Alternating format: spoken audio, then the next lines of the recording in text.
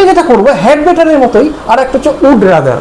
এই would rather এটার মাধ্যমে আমরা কি বোঝাতে চাই? উড রাদার এই শব্দটার মাধ্যমে আমরা বোঝাতে চাই প্রেফারেন্স।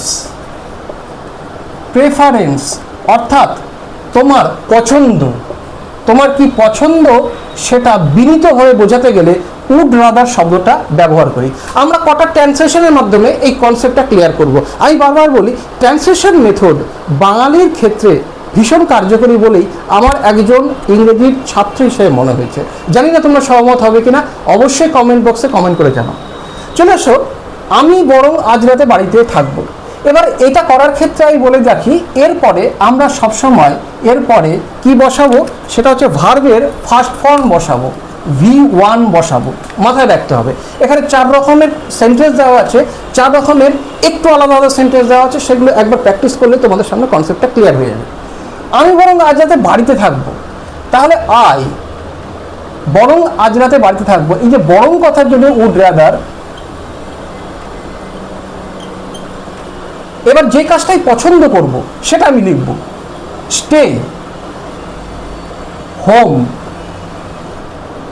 আমি বরং বাড়িতে থাকার চেষ্টা করব, তাহলে আমি কি লিখছি? প্রথমে সাবজেক্ট, তারপরে উড রাদার, এবং তারপরে যে কাজটা আমি করব সেই কাজটা আমি এখানে বসাবো এবং ভার্বের বেস ফর্ম দিয়ে টু নাইট। ভালো করে বোঝো, সাবজেক্ট, তারপরে উড রাদার, তারপরে বসবো V1 ফর্ম, অর্থাৎ যেটা আমার প্রেফারেন্স। এর আগে বা V1 এর আগে কখনোই আমি টু বসাবো না। নেক্সট আরেকটা কোশ্চেন, আমি বরং এই বৃষ্টিতে বাইরে যাব না, তাহলে আমি উড রাদার।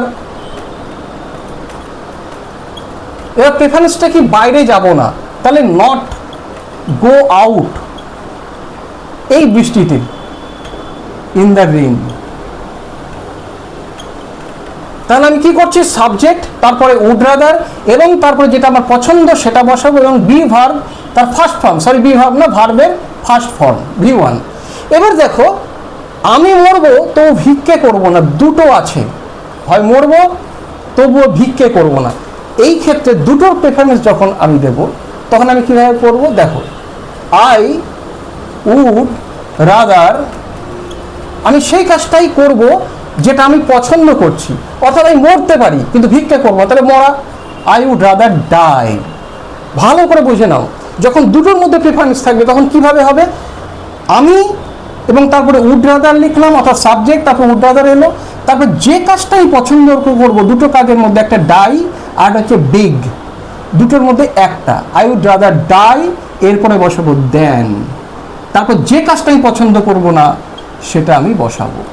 খুব clear concept, subject, would rather, তারপরে যে কাজটা আমি করব সেই ভার্ব 1, যে কাজটা করব না তারপরে দেন দিয়ে ওই কাজটা আমি বসাবো। এবার দেখো নেক্সট, এইটাতে আমি চাই তুমি এখানেই থাকো। এবার আমার প্রেফারেন্সটা কি? তুমি এখানে থাকো, মানে অন্য একজন, অপর একজনের ক্ষেত্রে প্রেফারেন্সটা চলে আসছে যে আমি চাই তুমি এই কাজটা করো, তুমি এটা থাকো। আমরা রেগুলার লাইফে এরকম কথা অনেক ব্যবহার করি, এটা সঠিকভাবে কীভাবে বলবো? দেখো, আমি চাই, তাহলে আই উড রাদার ইউ, যাকে চাই I would rather you stayed here, I would rather you stayed here. এবার এইখানে যেটা খুব মজার বিষয় বা খুব মনোযোগ দেওয়ার বিষয় সেটা হচ্ছে, এখানে দেখো ইউ, তারপরে ভার্বের V1 ফর্ম কিন্তু এলো না, ভার্বের V2 ফর্ম এলো। এটা খুব নোট করবে, এটা প্রত্যেকেই খুব নোট করবে। যদি শেখার আগ্রহ নিয়ে পেজটা ফলো করো অবশ্যই শিখতে পারবে। তোমরা একটু এখানে দেখো, এটা আমি বারবার বলছি, এটা নোট করো। আই উড রাদার ইউ, আমি যাকে পছন্দ করছি তাকে বসাচ্ছি, তারপরে কিন্তু V2 ফর্ম বসাচ্ছি। এটা কেন? এটা মনে রাখতে হবে, যখন আমার প্রেফারেন্সটা অন্য কাউকে দিয়ে কাজটা করানো হবে তখন সেই তাকে এবং তারপরে V2 ফর্ম বসাতে হবে। তাহলে 4 রকমের জায়গায় আমি নাটশেলে বলে দিই। প্রথমে যেটা হবে, আমি সিম্পল পছন্দ, তাহলে হবে সাবজেক্ট, তারপরে উড রাদার বসাবো, তারপরে V1 বসাবো, যেমন এটা আছে। এই ক্ষেত্রে এটা আর এটা হয়ে গেল।